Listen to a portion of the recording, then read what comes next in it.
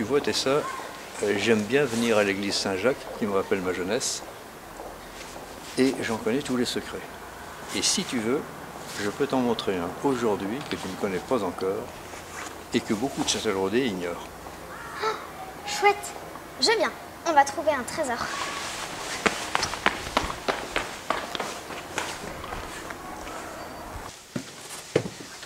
On monte encore longtemps? Vas-y, tu m'attendras aux démarches. D'accord.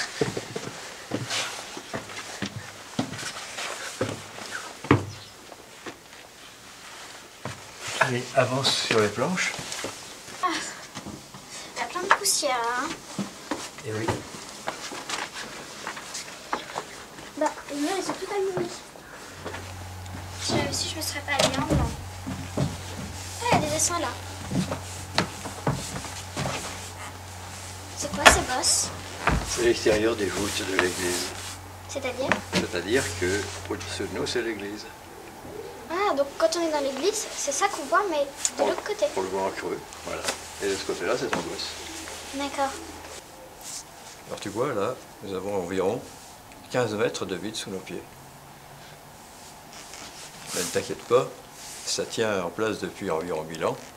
C'est pas aujourd'hui que ça va s'effondrer. Mais justement, si ça tient depuis 1000 ans, j'espère pas que ça va s'écrouler aujourd'hui. Pas aujourd'hui.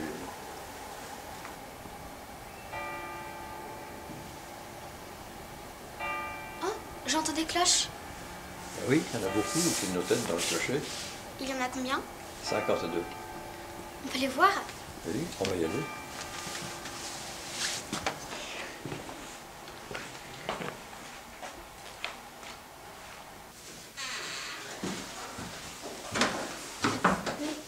Il y a combien de marches? Tu vas les compter.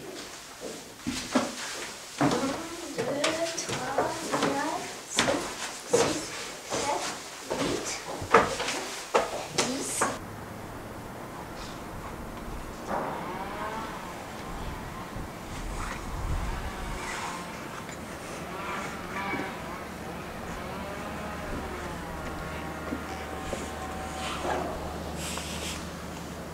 T'as peur du vide? Pas trop, mais là c'est très haut. Alors viens avec moi.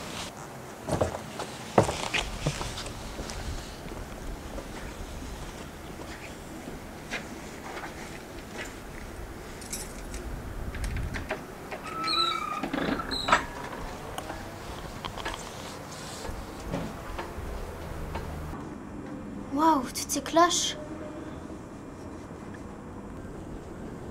C'est quoi ces écritures?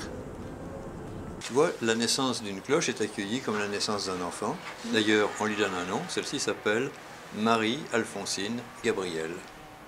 Tour plus haut, il y a le nom des parrains et des marraines de la cloche. Et puis en dessous, le fabricant, Bollé, père et fils, fondeur, accordeur, au Mans, 1867. Donc elle est vieille. Elle aura bientôt 150 ans.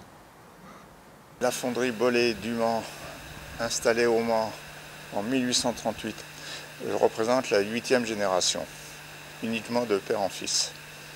Alors, le maître Saintier vient du vieux français Sing, S-E-I-N-G, qui était la frappe, d'où le bloc Sing, le tocsin, c'est-à-dire la cloche s'appelait toc, et Sing c'était celui qui frappait la cloche. Mais ça a été déformé dans le temps et ça s'écrit maintenant S-A-I-N-T-I-E-R. Quand on entend une cloche, on entend plusieurs sons à la fois qu'on appelle les partiels de la cloche. Le son le plus grave, celui qui donne son nom à la note, c'est ce qu'on appelle le son nominal. Mais selon l'endroit où la cloche est frappée, on peut entendre des sons différents.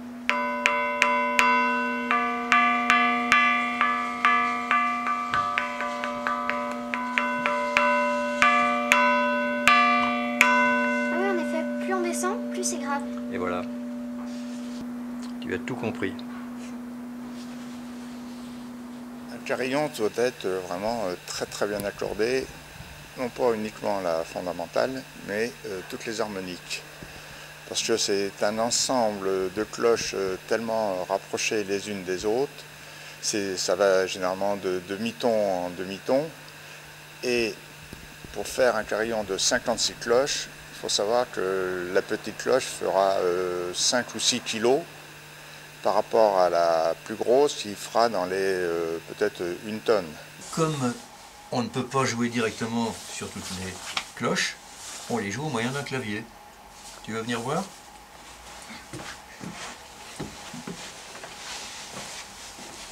Voilà, ce clavier est fait comme celui d'un piano.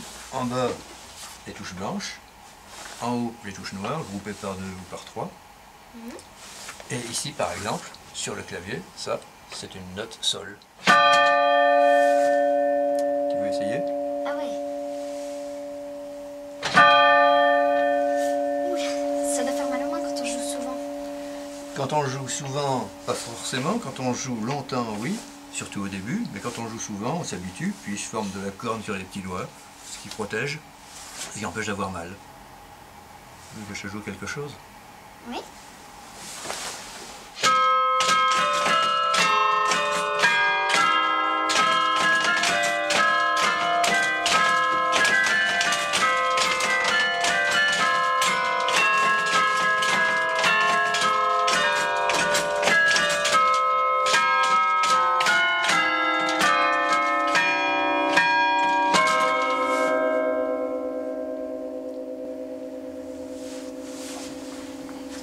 Et beaucoup de gens viennent écouter?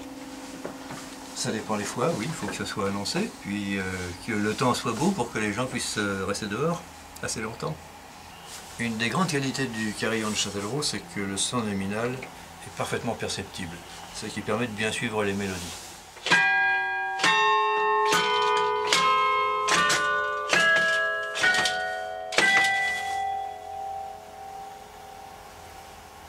Et donc on peut jouer des morceaux de musique? Absolument, on peut jouer des morceaux de musique comme on veut. Et comment on construit une cloche? Ça, c'est une autre question. Je ne peux pas y répondre ici, je ne peux pas te le montrer. La cloche est fondue en bronze, il faut des moules particuliers. On a d'abord à faire l'intérieur de la cloche en argile. Une fois que l'intérieur est fait, ce qu'on appelle le noyau, on fabrique une fausse cloche en terre, également en terre d'argile, et on place dessus toute la décoration, les inscriptions en lettres de cire. Après ça, on fait l'extérieur du moule, qu'on appelle la chape. Une fois que tout ça est sec, on enlève la chape, on enlève la fausse cloche, on la casse, et puis on remet la chape sur le noyau, on enterre tout ça, et une fois qu'on a fait fondre du bronze dans un four, on verse le métal en fusion dans le moule.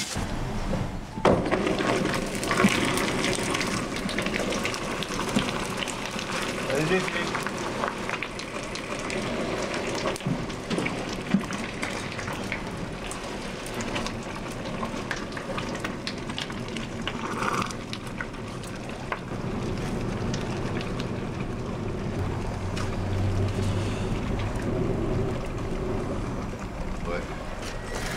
bon, descendez la grue.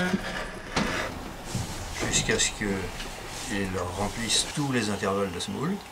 On s'est refroidi, on déterre le moule, on le casse et la cloche toute neuve ressort.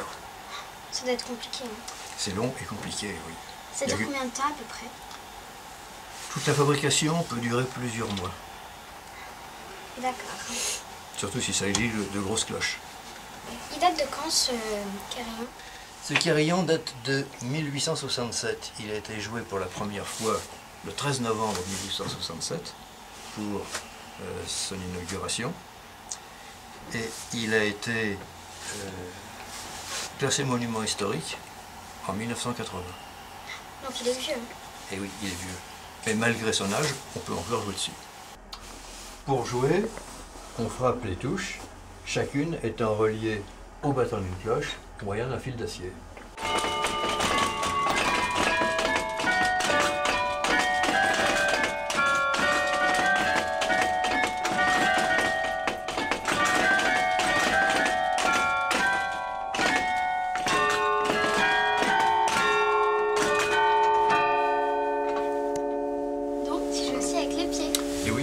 également avec les pieds. Le pédalier sert à jouer les notes les plus graves.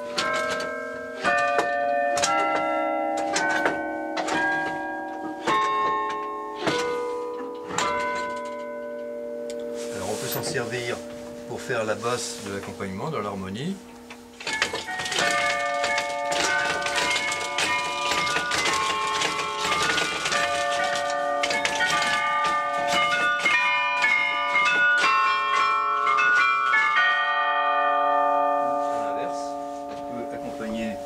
Dans le dessus avec les mains et jouer la mélodie avec les pieds.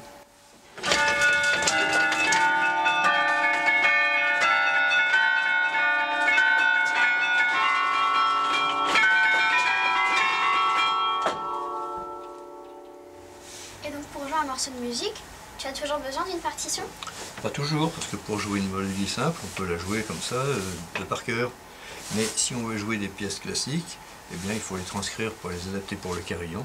Et à ce moment-là, on a besoin qu'elles soient écrites. D'accord. Et quand on est dans la ville et qu'on entend le carillon, c'est toi qui montes à chaque fois dans le clocher? Eh bien oui, c'est moi qui monte dans le clocher, bien sûr. Tu pourrais me faire écouter un morceau entier? Si tu veux. Tu vas aller l'écouter de l'extérieur, tu veux ça par exemple?